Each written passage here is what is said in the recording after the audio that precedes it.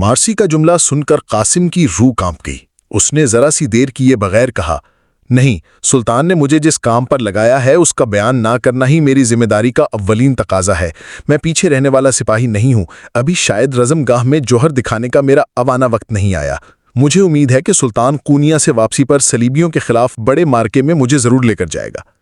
مارسی قاسم کی بات سمجھ گئی۔ اس نے تفہیمی انداز میں سر ہلایا، اپنے کہے پر معذرت کرنے لگی۔ قاسم بھی مسکرا دیا۔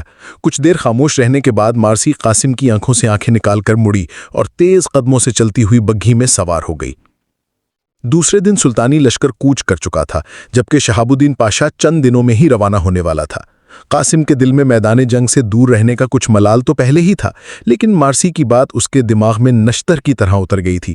وہ چاہتا تھا کہ میدان جنگ میں صلیبی پہلوانوں کے پنجے سے پنجہ لڑائے، لوہے سے لوہا ٹکرائے اور صلیبی بزدلوں پر یہ واضح کر دے کہ مکہ کے عرب آج بھی خالد بن ولید جیسی شجاعت اور قوت و جبروت کے مالک ہیں۔ لیکن اسے ادرنا میں رہنے کا حکم مل چکا تھا۔ وہ انہی خیالوں میں گم ینیچری کی قیام گاہ کے کیمپ کی روش پر چل رہا تھا۔ اس کا ذہن ساتھ کے ساتھ اپنے اگلے منصوبوں پر بھی سوچ رہا تھا۔ اگلے چوک پر وہ رک گیا اور ایک ثانیے کے بعد بائیں جانب کی روش پر مڑ گیا۔ وہ آغا حسن سے ملنے کے لیے جا رہا تھا۔ آغا حسن ینیچری کا 10 ہزاری سالار تھا تو وہ بھی نو مسلم، لیکن ایمان کا پکا اور قول کا دھنی تھا۔ اب قاسم کا رخ ان فوجی بارکوں کی جانب تھا جو اینٹ اور گارے سے افسروں کے لیے بنوائی گئی تھیں۔ قاسم آغا حسن کے کمرے کے قریب پہنچا تو اسے اندر سے کہکہوں کی آواز سنائی دے رہی تھی۔ لگتا تھا اندر خوب گپ شپ ہو رہی تھی۔ قاسم رکے بغیر آغا حسن کے کمرے میں داخل ہوتا چلا گیا۔ آغا حسن کا کمرہ ینیچری کے نوجوان افسروں سے بھرا پڑا تھا۔ یہاں فرش پر سرکنڈوں کی صف بچھی ہوئی تھی اور دیواروں کے ساتھ تکیے رکھے تھے۔ قاسم داخل ہوا تو سب خاموش ہو گئے اور قاسم کے استقبال کے لیے اٹھ کھڑے ہوئے۔ قاسم نے سب سے بغلگیر ہونے کے دوران ہی کہا، آج تو محفل کشت زعفران بنی ہوئی ہے، لگتا ہے آپ لوگوں کو تنخواہیں مل چکی ہیں۔ قاسم کے بعد سے سب قہقہ مار کر ہنس پڑے، لیکن سالار امیر خان نے برجستہ جواب دیا، بھائی اپنا تو یہی معسکر گھر بھی ہے اور دنیا بھی، اور یہاں تو ہمارا ہر روز روزے عید ہے، ہر شب شب برات۔ سب ایک بار پھر ہنس پڑے۔ حضور تنخواہوں کی کیا بات کی آپ نے؟ سنا ہے بایزید یلدرم کے زمانے تک ینیچری کو خوب تنخواہیں ملتی تھیں اور ادرنا کی عوام کے سامنے ینیچری کا بہت زیادہ مقام اور دبدبہ تھا۔ اب تو ینیچری کو نہریں کھودنے اور پل تعمیر کرنے کے گھٹیا کام پر لگا دیا گیا ہے۔ اسلم خان کی بات سے ایک دم محفل کا رنگ بدل گیا۔ آغا حسن سمیت کچھ افسروں کو یہ بات ناگوار لگی اور کچھ نے اسلم خان کی ہاں میں ہاں ملائی۔ قاسم اب تک ایک ماہر جاسوس ثابت ہو رہا تھا۔ اس نے آتے ہی محفل سے ایسا سوال کیا تھا جس سے وہ ینیچری میں پھیلنے والی ممکنہ بغاوت کے بارے میں ابتدائی معلومات حاصل کر سکتا تھا۔ اسلم خان کی بات سے قاسم کا ماتھا ٹھنکا۔ اس نے سادہ سے انداز میں دوسرا تیر پھینکا، ارے دوستو، یہ تو بتاؤ سلطان کے ہمراہ کون کون گیا ہے اور شہاب الدین پاشا کے ہمراہ کون کون جا رہا ہے؟ آغا حسن نے فوراً جواب دیا، سلطان کے ہمراہ صرف ینیچری کے 5000 سپاہی روانہ ہوئے ہیں، باقی تمام فوج جاگیرداروں سرداروں پر مشتمل ہے۔ اس 5000 کے لشکر کی کمان اپنا دوست ریاض بیگ کر رہا ہے۔ البتہ شہاب الدین کے ہمراہ ینیچری کے 13 بڑے دستے روانہ ہو رہے ہیں۔ ہر اول میں اور کماندار امیر خان جائیں گے۔ باقی سب لوگ جو یہاں بیٹھے ہیں سوائے اسلم خان کے قلب میں رہیں گے۔ میمنہ اور میسرہ پر جاگیرداروں کو مقرر کیا گیا ہے اور 30,000 پیدل سپاہیوں کی کمان سلطان کے بہنوئی محمد چلپی کے سپرد کی گئی ہے۔ یہ تو ہے ہماری کیفیت، لیکن حیرت ہے کہ تمہارا نام کہیں دکھائی نہیں دیا۔ آغا حسن نے شہاب الدین پاشا کی تفصیل بتائی اور آخر میں قاسم سے وہی سوال کر دیا جو مارسی نے کیا تھا۔ قاسم نے آغا حسن کے سوال کو نظر انداز کر دیا اور اسلم خان کی طرف دیکھتے ہوئے کہا، لیکن اسلم خان کو کیوں روک دیا گیا یہاں؟ اس سوال سے اسلم خان بوکھلا گیا۔ اس نے کسی قدر ہکلاتے ہوئے کہا، آپ اپنی بات گول کر گئے اور میری بات پوچھ رہے ہیں۔ پہلے آپ بتائیے کہ آپ کیوں رہ گئے ہیں ساتھ جانے سے؟ اس سے پہلے کہ قاسم بولتا، سالار عبد الرحمن بول اٹھا، میں بتاتا ہوں کہ قاسم بن ہشام کس لیے لشکروں کے ساتھ نہ جا سکا۔ ساری محفل کونے میں بیٹھے ادھیڑ عمر سالار عبد الرحمن کی طرف متوجہ ہو گئی۔ سلطان نے قاسم کو ادرنا میں رہ کر جنگ لڑنے کا حکم دیا ہے۔ سنا ہے یہاں قیصر کی کوئی خفیہ فوج موجود ہے۔ عبد الرحمن کی بات سے اسلم خان اپنی جگہ پر پہلو بدل کر رہ گیا۔ اب اس کی آنکھوں میں خفت تھی۔ اس نے سمجھا تھا کہ قاسم نے از خود کوچ سے جان چرائی ہوگی، لیکن یہاں تو معاملہ ہی الٹ تھا۔ عبد الرحمن کی اطلاع سے ساری محفل میں سنسنی کی لہر دوڑ گئی۔ خفیہ فوج موجود ہے تو ہونیاڈے کے خلاف جا کے لڑنے کی کیا ضرورت ہے؟ امیر خان نے ماتھے پر شکنے ڈالتے ہوئے سوال کیا۔ اسلم نے فوراً امیر خان کی ہاں میں ہاں ملائی۔ جی ہاں، اگر یہاں فوج ہے تو پھر سلطنت عثمانیہ کو سخت خطرات لاحق ہیں۔ ایسے عالم نے ادرنا سے سلطان کی روانگی کیوں کر درست ہو سکتی ہے؟ اسلم کی بات کے دوران قاسم پوری طرح اسلم خان کی جانب متوجہ تھا۔ اسلم خان کی بات کے اختتام پر قاسم نے پھر اپنا سوال دہرایا۔ ہاں، تو آپ بتانے والے تھے کہ آپ لشکروں کے ساتھ کیوں روانہ نہ ہو سکے؟ اب قاسم کے لہجے میں ہلکی سی چبھن بھی تھی، جسے اسلم خان محسوس کیے بغیر نہ رہ سکا۔ وہ گڑبڑا گیا اور ہچکچاتے ہوئے کہنے لگا، دراصل میرے گھر میں بچہ ہونے والا ہے، جبکہ میرے گھر کی دیکھ بھال کرنے والا میرے سوا اور کوئی نہیں۔ قاسم نے اسلم کی بات حیرت سے سنی اور فوراً کہا، تو کیا آپ معسکر کی اقامت گاہ میں نہیں رہتے جس طرح کے دوسرے سالار رہتے ہیں؟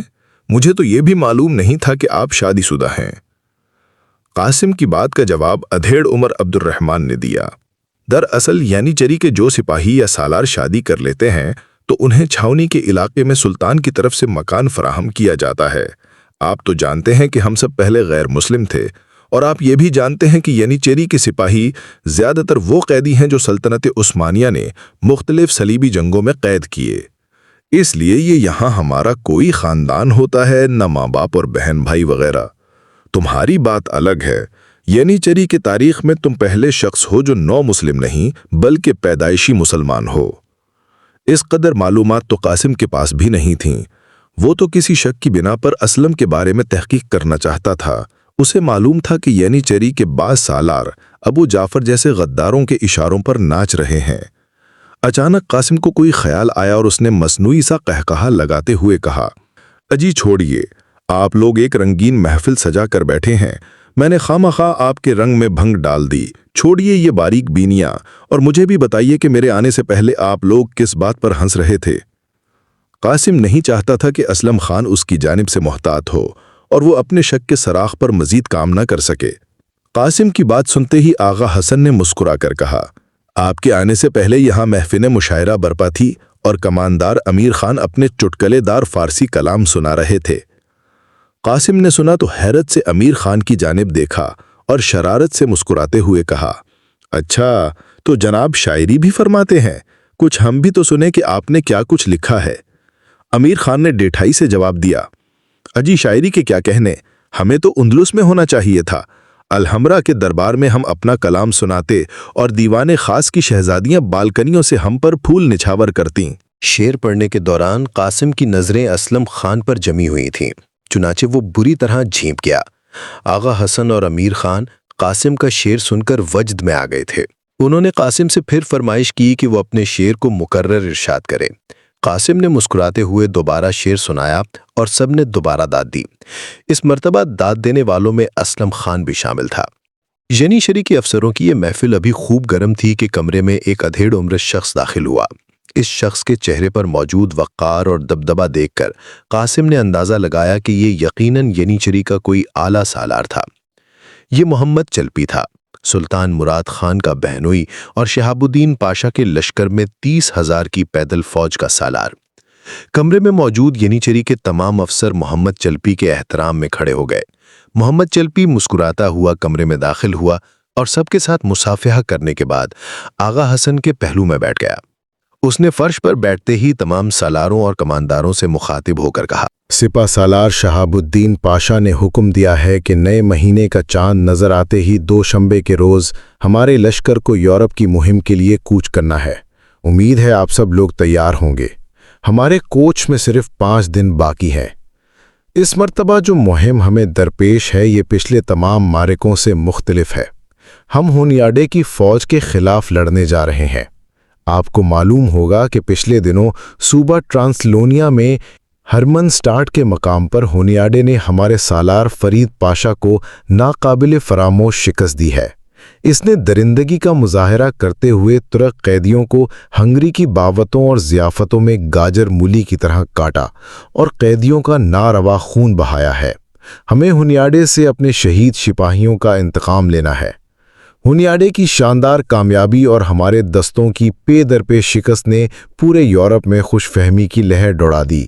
اس وقت یورپ سے ترکوں کو نکالنے کے لیے ایک زبردست اتحاد قائم ہو چکا ہے۔ شاہ لارڈ سلاس، جو اس وقت ہنگری اور پولینڈ دونوں مملکتوں کا فرمان روا ہے، اس تحریک کا روئے رواں ہے۔ اس اتحاد میں ہنگری، پولینڈ، لاچیا اور بوسنیا کی حکومتیں اپنی پوری قوت کے ساتھ شریک ہیں۔ سربیا بھی، جو لارڈ سٹیفن کے عہد میں عثمانیوں کا نہایت وفادار حلیف تھا، اب اس کے جانشین جارج برنکوچ کی سرکردگی میں اتحادیوں کی صف میں شامل ہو گیا ہے۔ فرانس اور جرمنی نے بھی مبارزین کی ایک کثیر فوج بھیجی ہے۔ ان کے علاوہ عیسائی لشکر میں یورپ کے ہر ملک سے سپاہیوں کی ایک بڑی تعداد خود آ کر شریک ہوئی ہے، اور اہم بات یہ ہے کہ عیسائی اس لشکر کو مقدس صلیبی لشکر قرار دے رہے ہیں۔ روما کے پوپ نے سب سے زیادہ جوش دکھا دیا ہے۔ اس نے اپنے نمائندہ کارڈینل جولین سیزرانی کو ایک مسلح فوج کے ساتھ روانہ کیا ہے اور یورپ کے ہر حصہ سے اس جنگ کے لیے ایک کثیر رقم فراہم کر کے بھیجی ہے۔ حقیقتاً یہ ایک صلیبی جنگ ہے، اور یاد رکھیے یہ جنگ عیسائیت کے مذہبی جوش نے اسلام کے خلاف چھیڑی ہے۔ جمہوریہ وینس اور جمہوریہ جنیوا کے بحری طاقت نہ ہونے کے برابر ہے۔ اس لیے ہونیاڈے کا خیال ہے کہ ہمارے سلطان کی فوجیں ایشیائے کوچک سے، جہاں وہ کونیا کے مقام پر امیر کرمانیہ سے جنگ میں مصروف ہوں گی، یورپ میں منتقل نہ کی جا سکیں گی۔ اتحادی افواج بظاہر شاہ لارڈ سلاس کے زیر کمان ہیں، لیکن در حقیقت ان کا سردار ہنگری کے سابقہ بادشاہ سجمنڈ کا ناجائز بیٹا ہونیاڈے ہے، جو اس وقت مسیحی دنیا کا سب سے بڑا ہیرو خیال کیا جاتا ہے۔ محمد چلبی کی زبان میں ایسی تاثیر تھی کہ کمرے میں موجود تمام سالار گمسم ہو گئے۔ محمد چلبی نے ہونیاڈے کے لشکر کا ایسا نقشہ کھینچا تھا کہ قاسم کو اس کی عسکری مہارت اور قابلیت کا قائل ہونا پڑا۔ اس دوران اسے معلوم ہو چکا تھا کہ جنگ کے موضوع پر گفتگو کرنے والا یہ جہان دیدہ اور باوقار شخص سلطان کا بہنوئی ہے۔ قاسم نے مؤدب لہجے میں محمد چلبی سے سوال کیا، سالار محترم، اگر محاذ کی صورتحال اس قدر سنگین ہے تو سلطان معظم کو اسلامی افواج کی قیادت خود کرنا چاہیے تھی۔ محمد چلبی نے چونک کر قاسم کی جانب دیکھا اور مشفقانہ انداز میں مسکراتے ہوئے کہا، آپ غالباً قاسم بن ہشام ہیں۔ آپ کی ذہانت اور شجاعت کا شہرہ قصر سلطانی میں پھیلا ہوا ہے۔ خیر، بہرحال آپ کے سوال کا جواب یہ ہے کہ سلطان معظم خود لڑائی کی قیادت کریں گے۔ ہمارا 80,000 کا لشکر تو محض ہراول دستے کی صورت میں آگے جا رہا ہے۔ لیکن قاسم نے ایک خیال کے تحت پھر کہا، سالار محترم، اگر سلطان معظم کی واپسی سے پہلے ہمارے لشکر کی ہونیاڈے کی افواج کے ساتھ مٹ بھیڑ ہو گئی تو کیا ہماری افواج سلطانی لشکر کا انتظار کریں گی؟ اتنے میں آغا حسن نے سوال کیا، سالار محترم، سنا ہے ادرنا میں قیصر کے خطرناک جاسوس موجود ہیں جو سلطان معظم کے خلاف سازش کر رہے ہیں۔ آغا حسن نے کہا تو سب سالار ہمہ گوش ہو گئے۔ محمد چلبی نے جواب دیا، اس قسم کی اطلاعات میرے پاس بھی ہیں، لیکن ابھی کسی شخص پر گرفت نہیں کی جا سکتی۔ جہاں تک قیصر کا تعلق ہے تو قیصر قسطنطنیہ کو شروع دن سے مینڈھے لڑانے، ریچھ، کتے اور تیتر بٹیر لڑانے کا بڑا شوق ہے۔ ظاہر ہے اس قسم کا شخص میدان جنگ میں سامنے آنے کی بجائے سازشوں کا سہارا ہی لے سکتا ہے۔ ہم افواہوں پر قابو پا رہے ہیں اور سلطان معظم نے اس کی چھان بین کے لیے ماہر افراد مقرر کر دیے ہیں۔ غالباً محمد چلبی قاسم کا فرض منصبی جانتا تھا، لیکن اس نے سرے محفل ذکر کرنا مناسب نہ سمجھا۔ آغا حسن کے کمرے میں دیر تک مختلف موضوعات پر باتیں ہوتی رہیں، یہاں تک کہ نماز ظہر کا وقت ہو گیا۔ سلطان کا بہنوئی محمد چلبی اپنے سالاروں سے اجازت لے کر کسی جانب چل دیا اور آغا حسن کے کمرے میں موجود تمام سالار نماز کی تیاری کے لیے نکل گئے۔ اب کمرے میں صرف آغا حسن اور قاسم موجود تھے۔ قاسم نے سالاروں کے نکل جانے کے بعد کچھ دیر توقف کیا اور پھر اٹھ کر کمرے کے دروازے کو اندر سے بند کر کے کنڈی لگا دی۔ آغا حسن نے حیرت سے قاسم کو دروازہ بند کرتے دیکھا اور متجسسانہ انداز میں پوچھا، کیا بات ہے قاسم؟ کافی سنجیدہ دکھائی دے رہے ہو۔ قاسم نے آغا حسن کو اپنے قریب بیٹھنے کا اشارہ کیا اور کسی قدر مدھن آواز میں اس کے ساتھ مخاطب ہوا، آغا حسن، تمہیں اندازہ ہوا کماندار اسلم نے میری تنخواہ والی بات پر کس قسم کا تبصرہ کیا تھا؟ آغا حسن نے جواب دیا، کیسا اندازہ؟ مجھے تو وہ بات بہت بری لگی تھی۔ येनी चरी के तमाम सिपाही सुल्तान के बेटे हैं। हमें तनख्वाहों और मालो दौलत से कुछ गरज नहीं। असलम खान ने घटिया बात की थी, जो मेरे ख्याल में सबको बुरी लगी होगी। लेकिन तुम क्या कहना चाहते हो? आगा हसन सिर्फ सिपाही था, सराग रसान न था। उसने असलम खां की बात को सिर्फ ज़ाहिरी तौर पर लिया था, जबकि कासिम असलम खान से मुताल्लिक शक में मुब्तला था। उसे येनी चरी में गलत अफवाहें फैलाने वालों की तलाश थी। सुल्तान मुराद खान सानी वाकई एक तजर्बाकार सुल्तान था। उसने शाही सराग रसां के लिए कासिम बिन हिशाम का इंतखाब करके दानिशमंदी का सबूत दिया था। कासिम पहले दिन से ही हर किसी शख्स को शक की निगाह से देखने लगा। उसने आगा हसन की बात सुनी और मुंह बसोर लिया और तादीबी अंदाज में कहने लगा, आगा, अकल के नाखुन लो। ये भी तो देखो कि असलम खान ने लश्करों के साथ रवाना होने से माजरत कर ली है, जबकि सुल्तान के खुफिया महकमे का ये कहना है कि सल्तनत के गद्दार सुल्तान की अदम मौजूदगी में अदरना के अंदर दंगा फसाद करना चाहते हैं। ये भी खबरें हैं कि येनी चरी के बास सालार गद्दारों के साथ मिले हुए हैं। कासिम ने आगा हसन को सोचने पर मजबूर कर दिया। आगा हसन ने पुरतजस्सुस निगाहों से कासिम की जानिब देखा और कहा, ये तो मुझे मालूम है कि हमारी फौज में काली भेड़ें मौजूद हैं, लेकिन असलम खान के बारे में इससे पहले मैंने कभी न सोचा था। तुम्हारी बात दिल को लगती है, क्योंकि जहां तक मेरे इल्म में है, असलम खान के घर में अभी बच्चा होने में देर है। वो मेरा दोस्त है। चंद दिन पहले तक उसने मुझे बताया था कि अल्लाह रब्बुल इज़्ज़त उसे माह शव्वाल में पहले बच्चे का बाप बनाने वाला है। आज जब उसने अपना उज़्र बताया तो मुझे भी कदरे हैरत हुई। और फिर सबसे बड़ी बात यह है कि एक सिपाही को मैदान जंग की तरफ रवाना होने से कभी माजूर ना होना चाहिए, चाहे वजह कुछ भी हो। कासिम ने इत्मीनान का सांस लिया। गोया असलम खान पर उसका शक दुरुस्त था। उसने कुछ कहने के लिए मुंह खोला, लेकिन यकलख्त किसी वजह से खामोश हो गया। उसकी निगाहें तेजी से कमरे के बंद दरवाजे की तरफ उठीं। उसकी छठी हिस्स बेदार हो चुकी थी। कासिम की निगाहों की चमक देखकर आगा हसन भी मुतजस्सिस हो गया। कासिम ने होंठों पर उंगली रखकर आगा हसन को खामोश रहने का इशारा किया और खुद अपनी जगह से उठ खड़ा हुआ। अब वो दबे पांव दरवाजे की तरफ बढ़ रहा था। वो दरवाजे के करीब पहुंचा और उसने बेआवाज तरीके से दरवाजे की कुंडी हटा दी। अगले लम्हे उसने यकलख्त दरवाजे के दोनों पट एक झटके से खोल दिए। दरवाजा खुलने के साथ ही धड़ाम की आवाज सुनाई दी और येनी चरी का एक नौजवान सिपाही अंदर कमरे में आ गिरा। वो गालिबन दरवाजे के साथ कान टिकाकर आगा हसन और कासिम की बातें सुनने की कोशिश कर रहा था।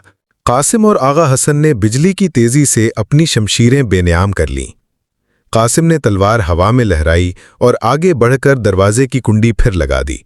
ये एक सुराग रसां की हैसियत से उसका पहला मारका था। येनी चरी का नौजवान सिपाही कासिम और आगा हसन की तलवारें देखकर बौखला गया था। उसके चेहरे पर मौत की जर्दी छाने लगी और वो गिड़गिड़ाने लगा। कासिम ने तलवार की नोक उसकी गर्दन पर रख दी और उसे पीछे की तरफ धकेलकर दीवार के साथ लगा दिया। कासिम ने शीशनाग की तरह फनकारते हुए उस नौजवान से सवाल किया, तुम हमारी बातें क्यों सुन रहे थे? कौन हो तुम और किसके कहने पर जासूसी कर रहे हो? नौजवान का हल्क खुश्क हो चुका था। उसने एक खुश्क घूंट लेकर जबान तर करने की कोशिश की। इतने में आगा हसन, जो नौजवान को गौर से देख रहा था, बोल उठा, ये येनी चरी के 22वें दस्ते का एक नया सिपाही है और असलम खान की कमान में लड़ता है। आगा हसन की बात पर कासिम ने मानीखेज नजरों से आगा हसन की जानिब देखा और फिर नौजवान से सवाल किया, क्या नाम है तुम्हारा? तुर्कबाज। नौजवान ने खौफ से हकलाते हुए नाम बताया। तुम्हें हमारी बातें सुनने के लिए किसने भेजा है? कासिम ने पूछा, लेकिन वो खामोश रहा। कासिम ने तलवार का दबाव बढ़ा दिया। तुर्कबाज की आंखें उबलने लगीं। उसकी नरगट से ज़बह होते बकरे जैसी आवाज़ें बुलंद हो रही थीं। कासिम ने अपना सवाल दोहराया, बताओ, तुम्हें किसने भेजा है? अगर नहीं बताओगे तो याद रखो, मैं तुम्हारे हाथ पैर काट कर तुम्हें शहर के चौराहे पर फेंक दूंगा। वो चंद सानिये बाद इमारत की छत पर था, लेकिन यहां आकर उसे मायूसी हुई। तुर्कबाज को कत्ल करने वाला छलावा दूसरी जानिब से छलांग लगाकर गालिबन छत से कूद गया था। कासिम ने आगा हसन को छत पर आते देखा तो चीख कर कहा, भागो, यहां नहीं है, परली तरफ झाड़ियों की तरफ देखो, वो छत से कूद गया है। कासिम खुद भी उल्टे पांव भागा और किसी आंधी की तरह इमारत की शमाली सिमत में दौड़ लगा दी। लेकिन यहां आकर भी आगा हसन और कासिम को मायूसी हुई। दुश्मन निकल चुका था। कासिम और आगा हसन एक पूरे दस्ते के हमरा शाम तक मुअस्कर का सारा इलाका छानते रहे, लेकिन तुर्कबाज का कातिल ऐसे गायब हो चुका था जैसे गधे के सर से सींग। वो मगरिब के बाद कमरे में लौटे तो कासिम ने कहा, तुर्कबाज की लाश का क्या क्या किया है? उसे खुफिया महकमे का सरबराह बहराम खान अपने साथ ले गया है। हम जिस वक्त कातिल को तलाश कर रहे थे, बहराम खान यहां अपनी कार्रवाई मुकम्मल कर रहा था, आगा हसन ने जवाब दिया और कासिम ने एक लंबी हों की। कासिम ने फिर पूछा, अच्छा ये बताओ, तुम्हारी समझ में कुछ आया कि ये असूदी कौन है? तुर्कबाज ने मरने से पहले असूदी का नाम लिया था। नहीं, मुझे भी मालूम नहीं। वो जब अटक अटक कर इस कह रहा था तो मैं समझा था कि असलम खान कहना चाहता है, लेकिन उसने असूदी कह दिया। मालूम नहीं ये असूदी कौन है। आगा हसन के चेहरे पर गहरे गौर व फिक्र का तासुर था। कासिम ने किसी ख्याल के तहत आगा हसन से कहा, आगा, तुम असलम की कमान में काम करने वाले किसी और सिपाही को बुलाओ। हो सकता है असलम के मातहत उसे असूदी कहकर पुकारते हों, क्योंकि अमूमन फौज के सिपाही अपने सालारों के खुद ही मनपसंद नाम रख लेते हैं। असलम के चेहरे की रंगत स्याह है, हो सकता है उसके मातहत उसको स्याह रंग की वजह से असूदी कहकर पुकारते हों।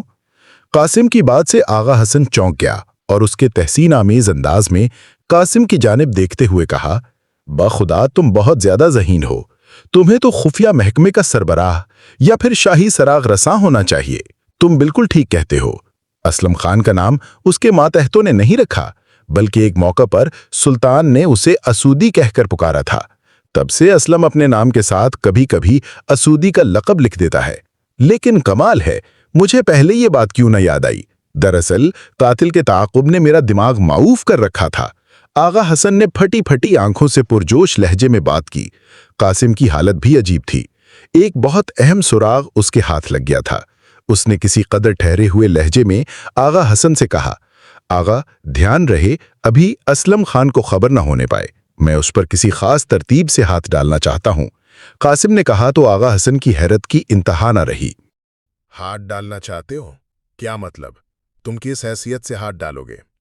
अब कासिम को एहसास हुआ कि उसे आगा हसन के सामने असलम खान पर हाथ डालने की बात ना करना चाहिए थी, लेकिन अब वो कर चुका था।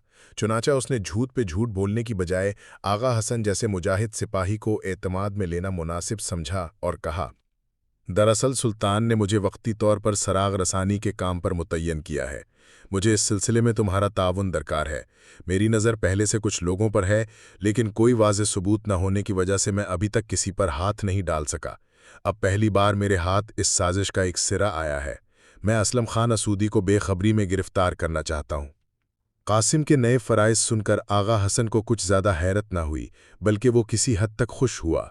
उसने मुस्कुराते हुए कहा, लेकिन असलम खान असूदी को तो पता चल चुका होगा कि उसके भेजे हुए सिपाही ने मरते वक्त असूदी का लफ्ज़ अदा कर लिया था। आगा हसन की बात बिल्कुल ठीक थी।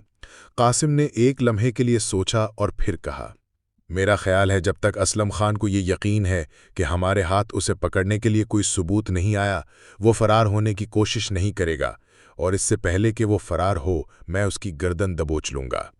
मुआन किसी ख्याल के तहत कासिम ने फिर कहा, आगा, क्या तुम्हें असलम खान असूदी की रिहाइश का पता मालूम है?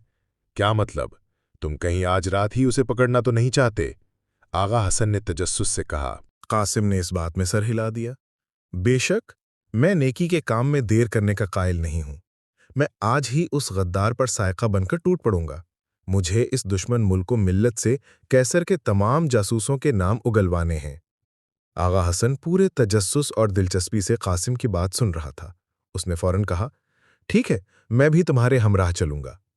सिर्फ तुम ही नहीं, हम कमानदार अमीर खान को भी ले चलेंगे। हो सकता है असलम खान मुदाफ़ियत करे या इसके कुछ सिपाही इसकी हिफाजत पर मामूर हों।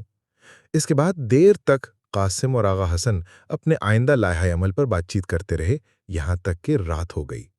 कासिम ने उठते हुए कहा, हम आधी रात के वक्त अपने मंसूबे पर अमल दरामद के लिए रवाना होंगे। यह अच्छा हुआ कि तुम्हें असलम खान के घर का पता मालूम है। अब तुम्हारे जिम्मे सिर्फ ये काम है कि अमीर खान को वारदात का लाहे अमल समझाकर रात के पहले पहर फौजी छावनी के दरवाजे पर ले आओ। कासिम ने आगा हसन को उसकी जिम्मेदारी समझाई। कासिम की हर बात पर आगा हसन इस बात में सर हिलाता रहा। तमाम मामला तय करने के बाद कासिम आगा हसन से इजाज़त लेकर घर की जानिब चल दिया। रात आधी से ज्यादा गुजर चुकी थी। अदरीना की फौजी छावनी के इलाका में अफसरों की रिहाइश गाहों के नज़दीक 3 घुड़सवार साए दिखाई दिए। ये उन अफसरों की रिहाइश गाहें थीं जो शादीशुदा थे। इन रिहाइश गाहों की पिछली जानिब शहतूत के बहुत से घने दरख्त थे, जहां दिन भर अफसरों के बच्चे शहतूत चुनते नजर आते। तीनों घुड़सवार साए शहतूत के दरख्तों के पास पहुंचकर रुक गए। यहाँ तारीकी और ज्यादा गहरी थी। ये लोग घोड़ों से उतरे और घोड़ों को शहतूत के दरख्तों के साथ बांध दिया। अब तीनों साए इमारतों की जानिब बढ़ रहे थे। इमारतों की तीसरी रो में पहला मकान असलम खान का था। तीनों साए उसी जानिब जाते हुए नजर आए। वो असलम खान के मकान के करीब पहुंचे तो रुक गए। ये पक्की ईंटों का बना एक छोटा सा मकान था, जिसका बैरूनी दरवाजा गली की जानिब से 14 फुट बुलंद था। अकबी जानिब मकान के कमरों की पिछली दीवार थी। अमीर खान का साया मकान की अकबी जानिब चला गया। आगा हसन और कासिम दरवाजे की जानिब बढ़ गए।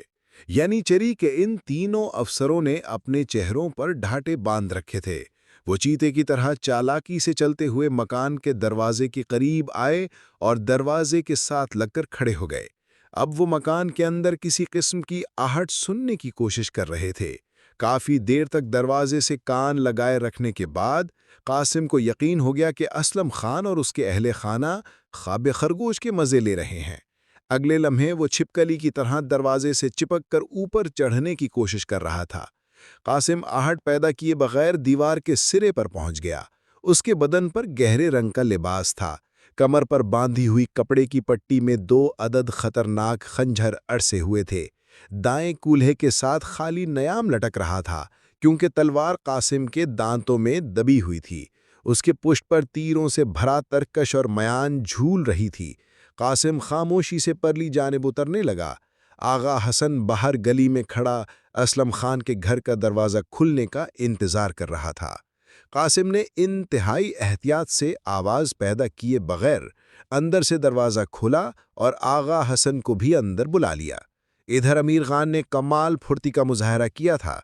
वो मकान की अकबी दीवार में मौजूद ईंटों के रखनों में हाथ और पाँव की उंगलियां फंसाता किसी छिपकली की तरह दीवार ही दीवार पर बिल्ली की सी चाल चलता हुआ सहन में उतरते हुए जीनों तक जा पहुंचा। यहां से घर का तारीक सहन नजर आ रहा था। अमीर खान सबसे ऊपर वाले जीने पर दीवार की ओट में दबक कर बैठ गया। यहां से उसे आगा हसन और कासिम की कार्रवाई पर नजर रखनी थी। कासिम और आगा हसन बैरूनी दरवाजे से अंदर दाखिल हुए तो सबसे पहले मकान का सहन था। मकान के सहन में शहतूत का एक बहुत बड़ा दरख्त लगा हुआ था, जिसका साया रात की तारीकी में किसी भूत की तरह दीवारों पर पड़ रहा था। आज चांदनी रात तो थी, लेकिन चांद अपनी कई मंजिलें तय करता हुआ सूरज के ताक़ुब में शफक पार छलांग लगाने वाला था। कासिम और आगा हसन बढ़कर बरामदे में दाखिल हो गए। यहाँ तारीकी थी और मकान के दोनों कमरों के दरवाजे अंदर से बंद थे। कासिम और आगा हसन ने अलग अलग दरवाजों पर कान लगाए और अंदर किसी किस्म की आहट महसूस करने की कोशिश करने लगे, लेकिन कमरों में बिला की खामोशी थी। कासिम को कुछ गैर कुदरती सा लगा, लेकिन वो ना समझ सका। बिलाखिर उसने दरवाजे पर दबाव डाला तो ये जानकर उसकी हैरत की इंतहा ना रही कि दरवाज़ा खुला था। उसने चौंक कर हाथ हटा लिया और आगा हसन को हाथ के इशारे से अपने करीब बुला लिया। दोनों बेहद एहतियात कर रहे थे। आगा हसन करीब आया तो कासिम ने उसे बाहर रुकने का इशारा किया और खुद तारीक कमरे में दाखिल होने के लिए दरवाजे को यकलख्त चौपट खोल दिया।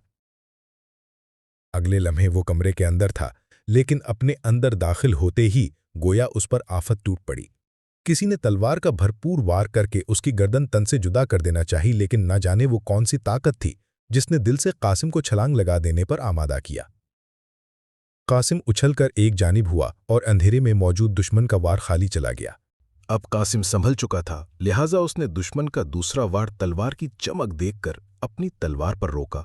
लोहे से लोहा टकराया और टन की आवाज पैदा हुई, लेकिन उसे ये जानकर बेपनाह हैरत हुई कि बरामदे से भी टन टन की आवाज आ रही थी। गोया दुश्मन सिर्फ अकेला नहीं था, बल्कि उसका कोई साथी भी बाहर कहीं छुपा हुआ था जो आगा हसन पर हमला आवर हुआ था।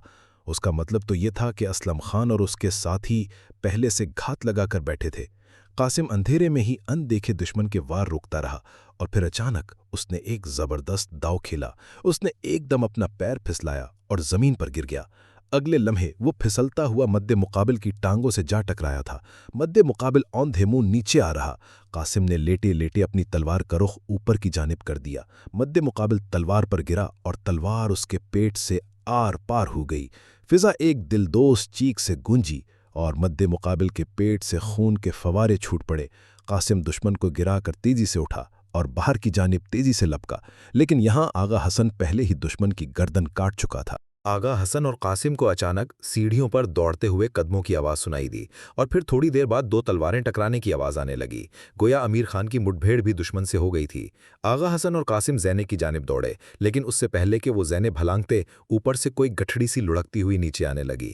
گٹھڑی قاسم کے پیروں میں آ کر رکنے کی بجائے ایک بار پٹ کر کھڑی ہو گئی۔ آغا حسن نے چاند کی روشنی میں پہچانا، یہ اسلم خان تھا۔ اس کی تلوار گر چکی تھی اور وہ زینوں سے لڑک کر صحیح سالم بچ گیا تھا۔ قاسم نے اپنی تلوار سیدھی کی اور اسلم خان کی ٹھوڑی پر ٹکا دی۔ اسلم نے جرأت کر کے خاصی بلند آواز میں کہا، کون ہو تم لوگ اور کیا چاہتے ہو مجھ سے؟ اسلم نے آواز نکالی تو قاسم نے تلوار کا دباؤ بڑھا دیا اور سانپ کی طرح پھنکارتے ہوئے کہا، تم ہمیں اچھی طرح پہچانتے ہو اسلم خان، ہم اسلام کے غداروں کی موت ہیں۔ تم اگر کچھ رعایا چاہتے ہو تو یاد رکھو تمہاری بھلائی اسی میں ہے کہ تم سب کچھ اگل دو۔ کیا اگل دوں؟ مجھے کچھ معلوم نہیں۔ تم لوگوں نے مجھے کچھ کہا تو خود بھی نہ بچ سکو گے۔ تم یعنچری کی ایک سالار پر ہاتھ اٹھا رہے ہو۔ اب اسلم خان کا حوصلہ بحال ہو رہا تھا۔ اچانک قاسم نے اسلم کی تھوڑی سے تلوار پیچھے ہٹا لی۔ اسلم نے حیرت سے قاسم کی جانب دیکھا، لیکن اگلے لمحے اس کی دردناک چیخ نے پوری فضا کو چیر دیا۔ قاسم نے پوری کی پوری تلوار اس کی دائیں ران میں گھوم دی تھی۔ تکلیف کی شدت سے اس کی چیخ بہت بلند آواز میں پیدا ہوئی، یقیناً آس پاس کے مکانوں میں سنی گئی ہوگی۔ اب قاسم اور آغا حسن کو جو کچھ بھی کرنا تھا آنن فانن کرنا تھا۔ امیر خان ابھی تک چھت پر ہی تھا، اس نے ایک اچھے سپاہی کی طرح اپنی طے شدہ جگہ نہ چھوڑی تھی۔ قاسم نے اسلم کی ران میں تلوار گھونپی لیکن واپس نہ کھینچی۔ اسلم تکلیف کی شدت سے زمین پر گر چکا تھا، وہ اور بھی چیختا لیکن آغا حسن نے آگے بڑھ کر اس کا منہ ہاتھ سے بھینچ کر بند کر دیا تھا۔ قاسم خونخوار انداز سے اسلم کی آنکھوں میں جھانکتے ہوئے بولا،